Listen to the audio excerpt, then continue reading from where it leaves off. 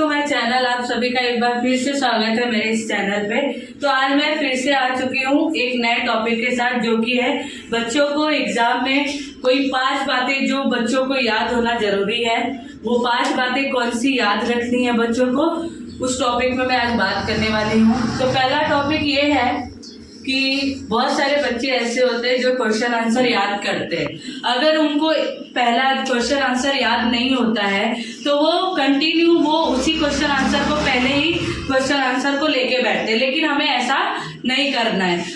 अगर आपको question answer याद नहीं हो रहा है तो पहला क्वेश्चन पढ़ो, फिर उसका आंसर याद करो, फिर सेकंड क्वेश्चन पढ़ो, फिर उसका सेकंड क्वेश्चन का आंसर याद करो। मतलब एक एक करके एक एक चीजें आप लोगों को याद करनी है। अगर आप चाहोगे कि अब सब कुछ एक साथ याद कर लो तो ऐसा इस तरह से तो आपको कभी भी क्वेश्चन आंसर याद नहीं होने वाला। इसके लिए ये चीज याद रखो कि कभी भी अगर क्वेश्चन आंसर आप याद करते हो तो सबसे पहले आपको ये बातें जरूर याद रखनी है, ध्यान में रखना है कि पहले एक क्वेश्चन आंसर पढ़ो, फिर उसके बाद जब एक क्वेश्चन आंसर याद हो जाता है तो सेकंड वाला चालू करो। ठीक है। दूसरी बात, बच्चों को अगर घर पे अगर पेरेंट्स करा रहे या टीचर्स करा रहे कोई चीज या कोई लेसन याद करवा रहे, तो सबसे पहले बच्चों को उस लेसन के बारे में पूरा नॉलेज होना चाहिए कि वो लेसन में टीचर ने क्या पढ़ाया, उस लेसन में किस चीज के बारे में दिया गया है। वो चीजें बच्चों को आनी जरूरी है और पता होनी जरूरी है।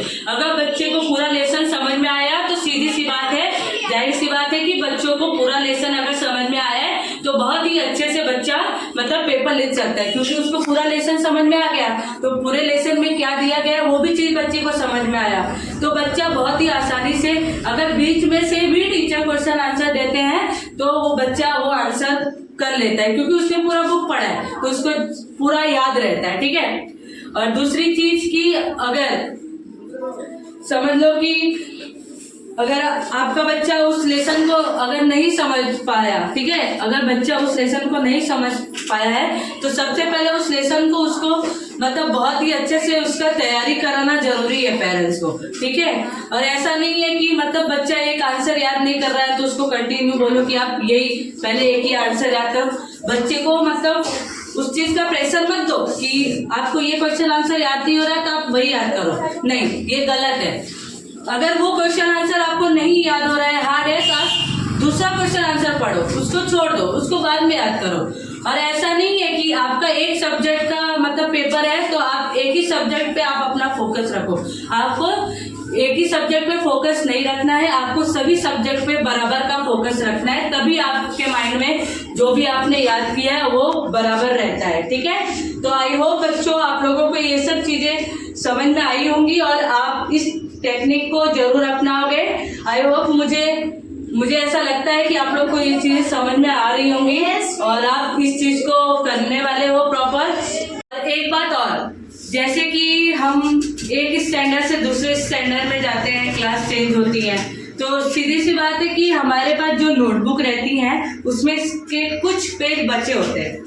सही बोल रहे कि नहीं? जो हम नोटबुक में लिखते हैं तो जब हमारा मतलब हम एक क्लास पूरा पास कर लेते हैं और हम दूसरी क्लास में जाने वाले होते हैं, तो जो क्लास हमने पहले ही ले चुकी है, जो हमारे पहले, जैसे कि आप अभी 4th में हो, नेक्स्ट ईयर आप 5th में जाने वाले हो, ठीक है, तो जो आपकी 4th की नोटबुक है तो आप बच गई है, तो आप उसका क्या करोगे, आप अपने एग्जाम के लिए उसको एक साइड में करके रखो और फिर सारे जितने भी पेपर बचे हुए हैं उसको पंच करके वो एक शीट बना लो और उसमें आप अपने एग्जाम की पूरी तैयारी हर सब्जेक्ट का आप तैयारी करोगे, तो वो चीज आपको हमेशा याद रहेगी। उससे आपका जो भी एग्जाम का तैयारी है बहुत ही अच्छे से हो जाएगा। ठीक है। तो आई होप बच्चों आप लोगों को मेरा वीडियो पसंद आया होगा। Thank you so much for watching.